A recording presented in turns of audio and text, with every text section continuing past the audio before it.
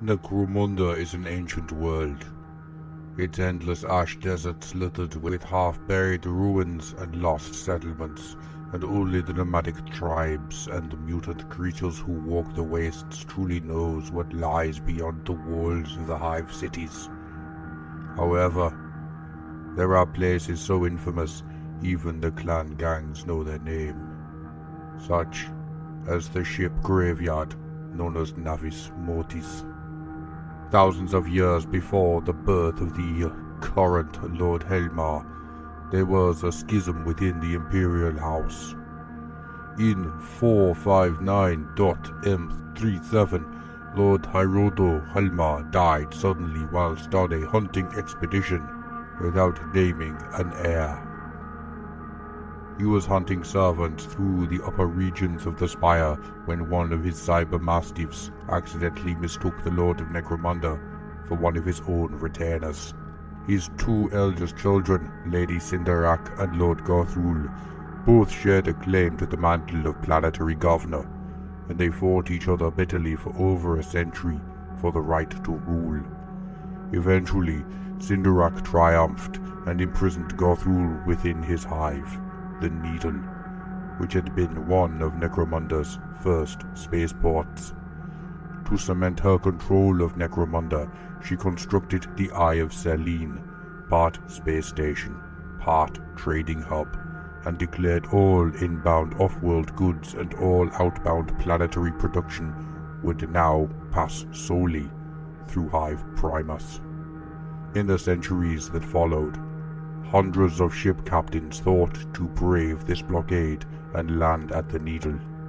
Cinderak proved the worth of her words, and as the years ground by, the wastes around the Needle grow thick with vessels shot down by the Eye of Selene and the Necromundan system fleet. To the nomads, it was known as the time of raining iron, for not a cycle passed without a flaming wreck falling from the sky, and the growing field of wreckage soon became known as the Navis Mortis. Despite a rich picking ground, Cinderak declared the region off limits. She refused to let anyone profit from cargoes carried by the dead captains, and soon the borders of the crash zone were heavily patrolled by the armored ashrunners of the Palanite enforcers. Of course, where there is loot, there will be looters. As the centuries have slipped by, ship captains no longer try to run the blockade, and instead accept the hefty tariffs imposed for passing through the Eye of Selene. Smugglers still attempt to bring illegal goods to Necromunda, but usually do so far from the hives. Meanwhile, among the wrecks of the Navis Mortis, an ash-waste society has sprung up.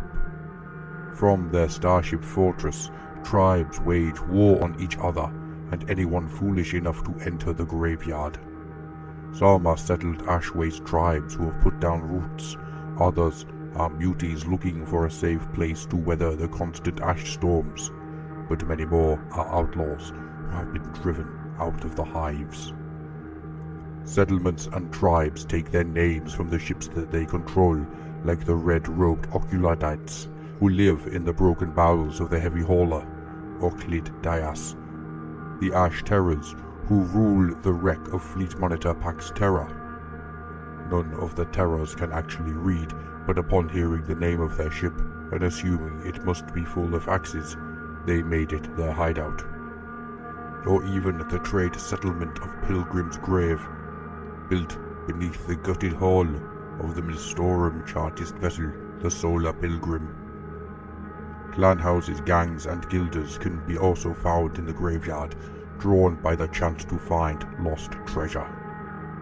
They come up the scrap roads from Gothrul's Needle, or down past the ruins of Hive Arcos, or from the north and the south, around the far edges of the Dust Wall. The Guild of Coin maintains trade towns around the edges of the Navis Mortis, patrolled by enforcers, ensuring Lord Helmar gets his cut of everything to come out of the graveyard. Visitors to the graveyard have to contend with the locals, powerful warlords that rule from the conning towers of the ship fortresses, commanding the wastes out to the range of their guns. The Noctis Riders are perhaps the largest of these gangs, their boss, the Humanogon, an 8-foot-tall masked savage who somehow awakened the Noctis' void shields. His main rivals, the Oculodites and the Sons of Ash, have at times challenged his rule, capturing nearby wreck fortresses and turning their guns on the Noctis. Inevitably, these ship-to-ship engagements across vast deserts end in the Noctis' shields keeping it intact, whilst ancient lance weapons and macro cannons pound the other wrecks to dust. In recent years, the tribes, gangs and settlements of the Navis Mortis have been forced to band together against a common foe, the Grave Worm. A vast underground brainleaf plant, the worm extends out from its nest for hundreds of kilometers, its tendrils reaching up through the ash into dozens of wrecks. During Necromunda's long winter, the plant slumbers, and gangs risk warrens of brainleaf zombies to raid the ships it has infested. A few bold gang members, like the Orlok road boss Ajax Bones, have tried to even find the heart of the Grave Worm and kill it.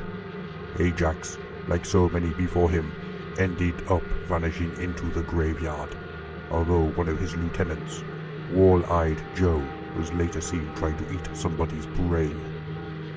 Witnesses are conflicted as whether Joe was a zombie or just really hungry. As the season of fire comes to the graveyard and Necromunda enters its summer cycle, the worm stirs. Amidst the seasonal ash storms and burning sun shafts that occasionally break through the planet's toxic cloud layer, hordes of brainleaf zombies shamble out across the desert. Made up of ash wasters, luckless scavengers, and even the long-dead crew of the ships themselves, these hordes seek to spread dominion of the Grave Worm. 5 times the Pilgrim's Grave has been attacked, guilders and gangers fighting shoulder to shoulder with outlaws and ash tribesmen to see off the undead. Each time, the hordes were larger and the margin of victory more narrow. About the only place safe from the worm seems to be the Noctis, its guns sweeping the desert clear of zombies as the Humanogon stands on its battlements, laughing.